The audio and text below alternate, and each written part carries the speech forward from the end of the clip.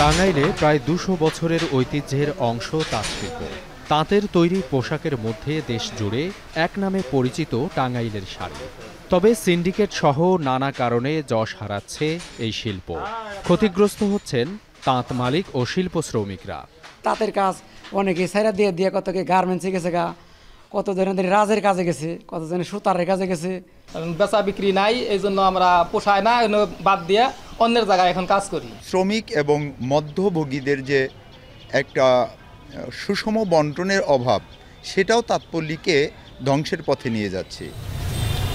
সংকটে পড়ে নানা সময়ে ঋণগ্রস্ত হয়ে ভিটেমাটি হারানোর মতো অবস্থা অনেক তাঁত মালিকের। এই যেমন টাঙ্গাইল শাড়ির রাজধানী দেলদুয়ার উপজেলার পাথরাইলের জগন্নাথ রাজবংশী।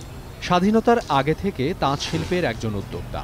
তাঁতের শাড়ির অন্যতম বড় ব্যবসায়ী এখন পুঁজি হারিয়ে নিঃস্ব।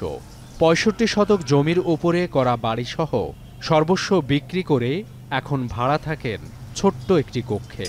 বাসা ভাড়া দিতেও হিমশিম অবস্থা তার। আস্তে আস্তে আস্তে আস্তে নিঃস্ব হয়ে গেছি। এখন এই যে নুরুম মিয়ার বাড়িতে ভাড়া থাকি, আর ভাড়ার টাকা জুড়ে আসে না।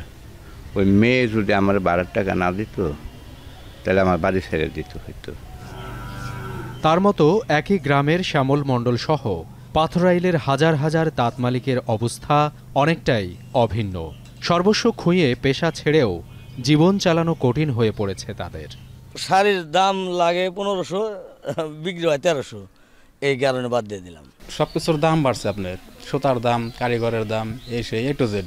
তাতে ৩০-৪০টা তাঁত আমি চালাইছি, আর এখন বর্তমানে একটাও নাই। স্থানীয়রা বলছেন, তাঁতের সেই খটখট শব্দে এখন আর আগের মতো ঘুম ভাঙে না। মহাজনদের বাস্তবসম্মত পরিকল্পনার অভাব এবং বাজার ব্যবস্থা গড়ে না ওঠা সহ নানা কারণে পাথরাইলে কমেছে তাঁতিদের সংখ্যা। এ অবস্থায় আধুনিক প্রযুক্তি কাজে লাগিয়ে শাড়ির পাশাপাশি লুঙ্গি, থ্রিপিস ও গামছা সহ অন্যান্য পোশাক তৈরি করা দরকার বলে মনে করছেন সংশ্লিষ্টরা। যদি এই বিষয়গুলা যদি তাদের ভিতরে বোধ হয় না যে আমাদের এই শিল্পটাকে বাঁচাইতে হবে, তাহলে সম্ভব। সরকারি বেসরকারিভাবে তাদের যদি সাপোর্ট দেওয়া যেত, তাহলেও তারা একটা পর্যায়ে উঠে আসতে পারত। তাঁত বোর্ড বলছে, বৈশ্বিক মন্দা, মুদ্রাস্ফীতি সহ নানা কারণে টাঙ্গাইল শাড়ির বাজার জৌলুস হারাতে বসেছে। এ অবস্থায় তাঁত ও তাঁতিদের সুদিন ফেরাতে প্রশিক্ষণের পাশাপাশি স্বল্প সুদে ঋণ দেওয়া হচ্ছে।